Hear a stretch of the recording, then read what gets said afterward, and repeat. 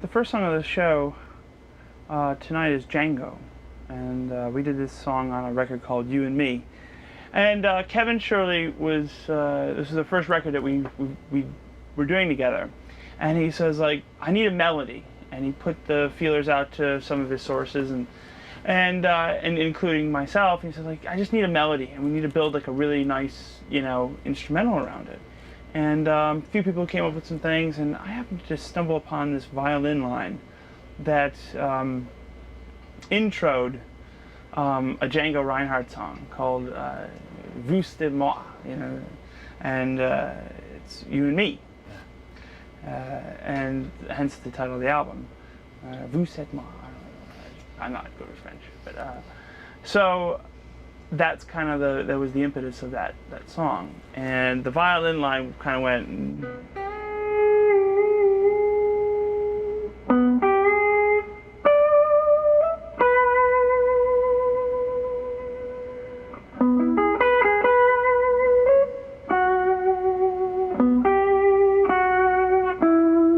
In a very classic late 40s, early 50s kind of like slow waltz thing, and then Django would do, over it.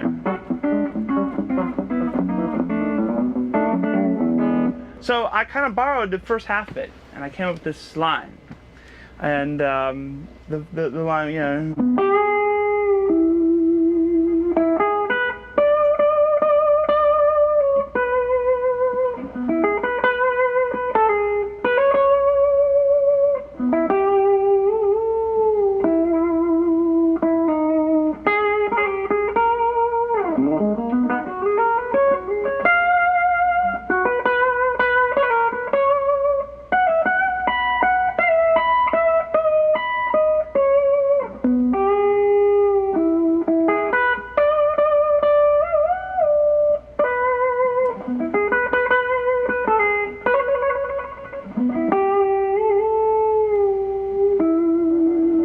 and that was the line, and that's the song we start off with. It's kind of big and bombastic, and very much in the Jeff Beck school of instrumental writing, and I really dig it, and it's a good way to start the show. And it's, Rick comes in with a keyboard drone, and it's, something big is about to happen. So, and certainly with 8 pieces and 2 drums, it's gonna be big. So.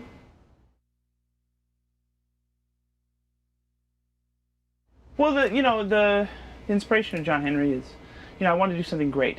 I want to do something really big and powerful that will be remembered, kind of like John Henry is remembered. Many songs have been written about this mythical spike driver named John Henry, and I wanted to do something that was kind of like updated and different than the Johnny Cash songs, and different than the, I guess, any of the songs that have been written about him.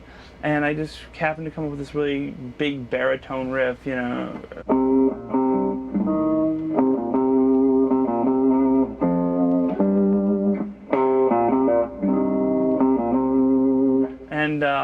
just happened to come up with a really big, kind of, drop the tuning down, and it just, to me, it just was like really, powerful. And I was like, well, that was a cool music bed to write about this John Henry character. And the whole song was written in like 45 minutes, it's like, just E flat to F,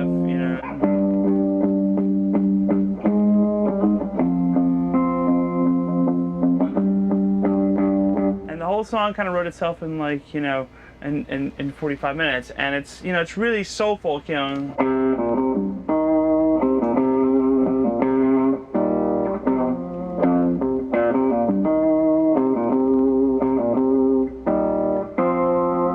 then when you put all the kind of chains and stuff on there, and and again having the 2 drums where you really get that really tribal, really blues beat, and it really the whole impetus for that again was to those old like Delta blues things.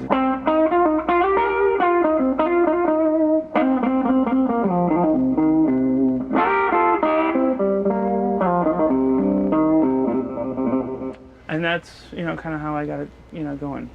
For those who don't know, who is John Henry, and how do you sing about John Henry, I guess? Well, the quick version of it. John Henry was, I mean, the guy who battled the machines, and beat them. And like, to me, it's like, it's such a, to me, what John Henry means to me more than anything is the fact that he was remembered for doing something great.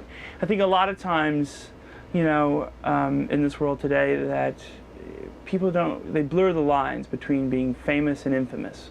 They don't care how they get known, they just care if they're known. And to me, I wanted to write a song based on the legend of John Henry because he did something that was really, really great. And he did something that was remembered. And that was kind of my tribute to him, but it was also me going, well, let me see if I can write something great that'll be remembered more than 6 months from now until my next album comes out. So, and that'll be it.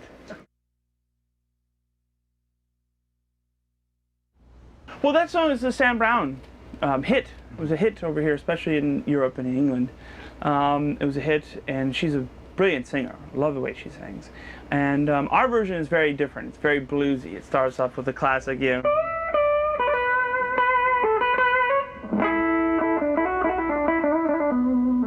very, almost like Thrill Is Gone,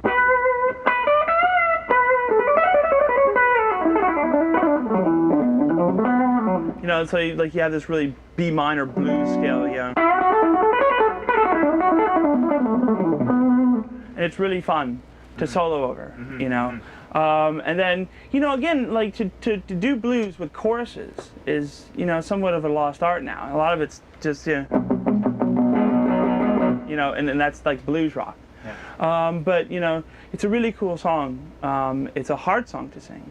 But when you put it all together and it all gels, it's a really powerful, powerful song. The first time I heard Further On Up the Road was with Eric Clapton's version. I subsequently went back and discovered Bobby Bland's version and a few others. But to me, it's just like, it's that immediate riff,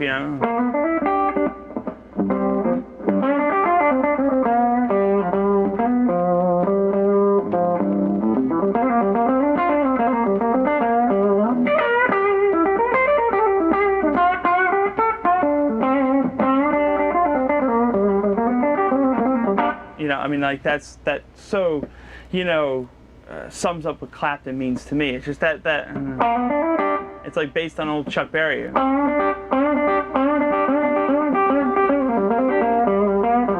And you can hear where, like, a lot of what Clapton played was influenced by, like, Chuck Berry and, like, those guys, because, and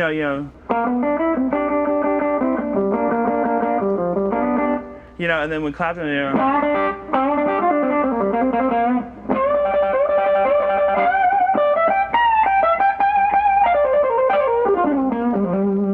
so you can hear where it all came from. And that was the song that really got me into blues, and it was Further On Up the Road by Eric Clapton. So we've been playing it live in our own gigs, but having it done by Eric is like really something cool.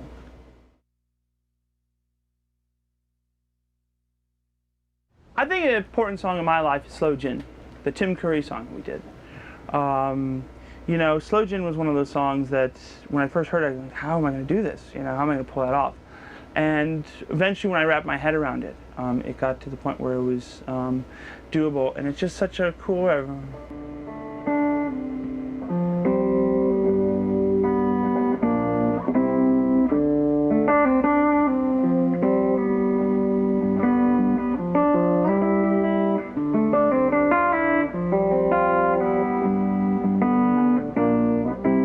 And it's one of those songs when I knew it was going to be a big song in my life, because when we first played it, people clapped like they knew what it was. And I guarantee you, in Amarillo, Texas, they didn't know what it was.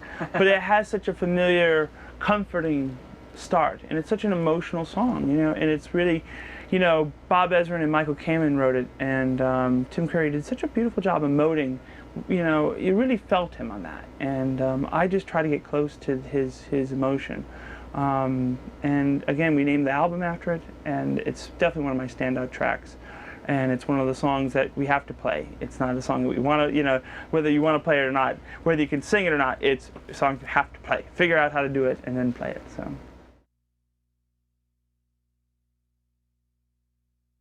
Happier Times was written at the lowest point of my life. It was written in a really tough place, and I said to myself, self, you have to get over it, and you have to move on with your life and forget about this unpleasantness that happened to you. And I guess it makes for good art, because it was really heartfelt and it was really true, and it was really something that I really wanted to put into song, and didn't really have the courage to do that before, and probably will never have, ever again. But it was truly written from the worst time in my life, but it's truly one of my favorite songs. It was hard to listen to for a few months, but it since has become a really great song to play live, so we play it almost every night. And do you care to elaborate on it lyrically? Well, lyrically, it's pretty much straightforward. It's bad, it's like just when you think you're done dating, and just when you think you're done, looking for your love, all of a sudden you're back to square one again, and that really sums up that track for me. Mm. And can you play a bit? Well, Happier to. It's very simple.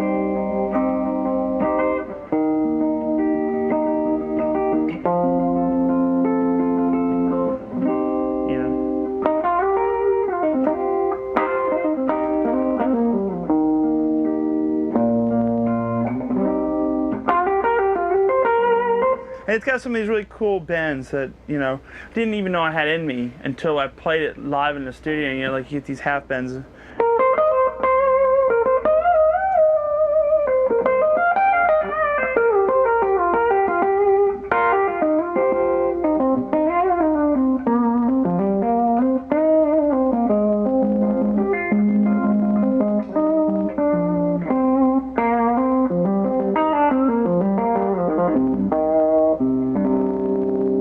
Very much in the, I'm very much in the minor blues mode, but it's really, when I played it in the studio, I didn't even realize when I played. I had to go back and listen to it to learn it, to play it live, because it was so just emotional for me, and I don't even remember doing it. It was just one of the things we just kind of blank out and play, which is kind of cool.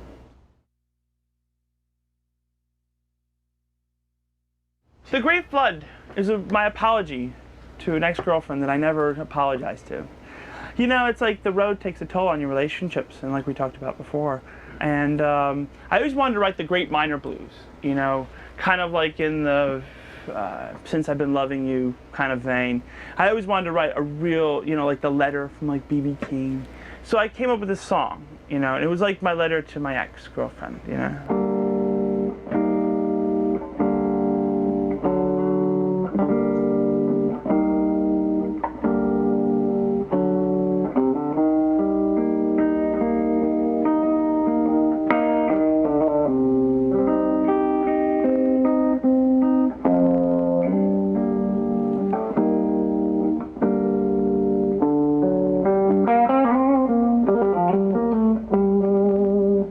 It's like really, it's really emotive. And lyrically on that song, it was just a letter I wrote to her, and I put it to song. With a few changes here and there, names and places to protect innocent victims of being a road musician. But still brave. Well, again, it's like what do you write about? Do you write about stuff that doesn't happen to you, or do you write about stuff that does happen to you? For a long time, I wrote about stuff that didn't happen to me. And on this album, The Ballad of John Henry, I just changed the game. I just was like, I'm going to write about true biographical events. And I think it's the best stuff I do, is when I dig deep and write about stuff that actually happens. Mm. Cool. Sets a tone for albums to come, perhaps. Well, it sets a tone maybe for this album, but you never know where your headspace is going to be in the next year or so.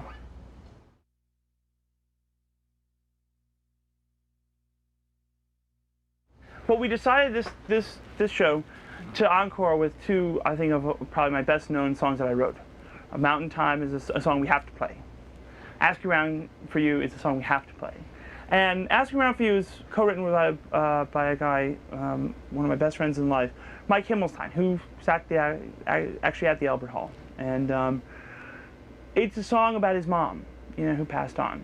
And that song is so requested for I want to propose to my girlfriend, or I just lost my mother, or my wife or something like that, or like husband, when you sing that song, it's either it floats a line between being a celebration of life and a celebration of the loss of life, and that's one of the things for me. It's like one of the songs that I almost don't even believe I'm actually a part of, because it would happen so organically, and people don't even think I wrote it. They think it's some cover or something, but I was actually had a hand in writing it. So we always close every show with it, because I think it's a really emotional way to do so.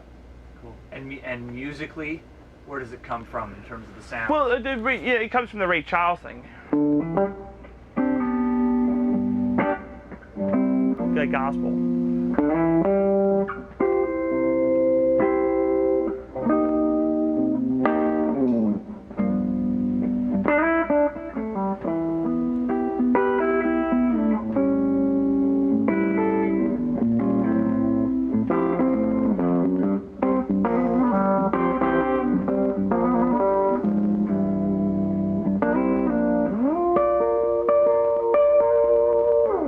So you have like so many different things, but I find I go into the B.B. King gospel mode pretty fast,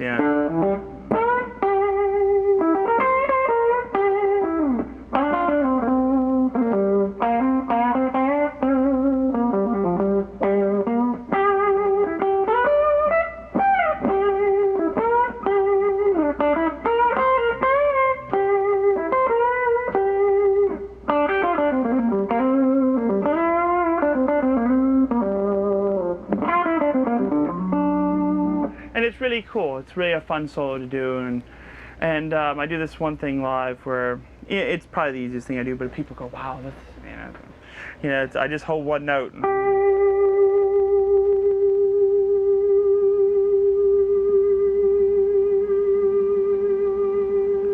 And you hold it through the whole bar line, and it's fun. It really brings the audience to you, and it really brings them to attention, which I think is pretty cool.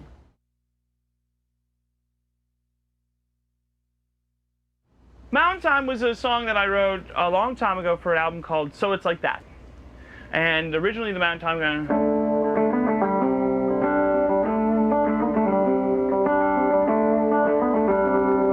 not in tune, but you know what I mean, it was fast.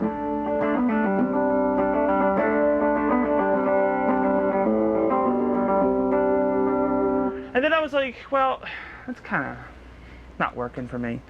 So in classic rearrangement fashion, we just dropped. I kind of did like a Midnight Rider treatment to it.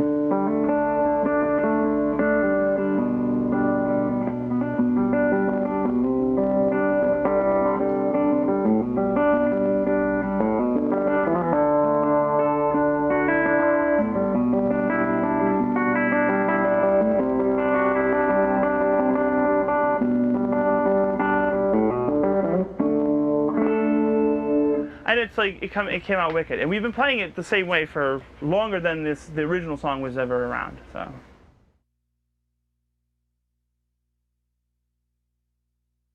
The only other song I would say is probably "Woke Up Dreaming." A song I wrote a guy named Will Jennings, along with a song "Mountain Time" as well, and it's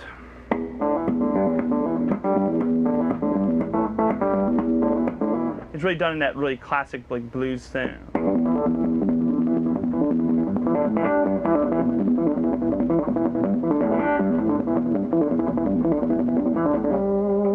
So it's like one of those songs that I really dig playing live, and it's like the riff is everybody goes, well, how do you play the riff? It's not that hard, really, just truthfully, but it's just about getting your your tempo down and putting like a few extra notes.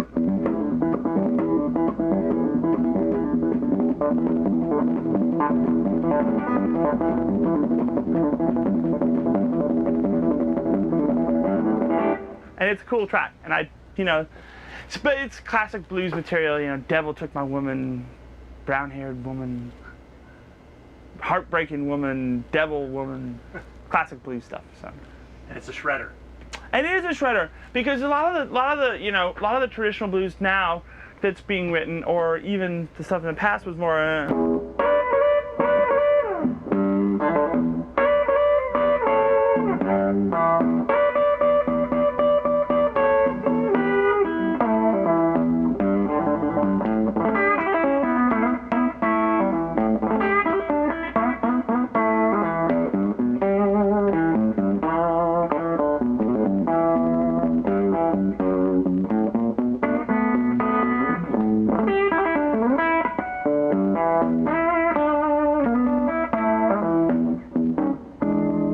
Which is all cool, but I just thought it would be cool to do like a really psycho, you know, like ADD on Red Bull kind of version. You can still do all the traditional blues stuff. But it's just done at hyperspeed. I mean, just as an overall summary thought, I mean, just sitting here with you, I think it's easy to put people in boxes, and it's easy to put blues people in boxes, Yeah. especially. But what you're playing, there's such a breadth of influences. We've gone from Ray Charles, Yeah, to, I mean, to Jeff Beck, to Eric Clapton, and everywhere in between. You know, and that's important? Yeah, I mean, it's to like kind of channel these different. yeah, I mean, it's like, you know, and there's the country.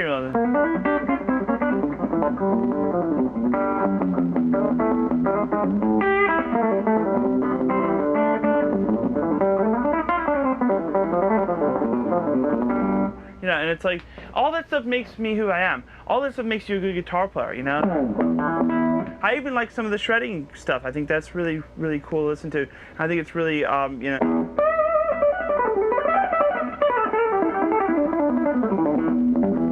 You know, all the really fast stuff. It's good to have everything going, you know, at the same time, you know? If you need it. But a lot of times you don't need it. But it's good to have it. That's why you bring it out. Even a little Eddie Van Halen never hurt. I don't know how to do that. I don't know how to do that. I'm very bad at it. So. Cool. Well, that was fun. Cool. Thanks for that. No problem. Wicked. I hope you know get a good warm up out of it too. Yeah, pretty good.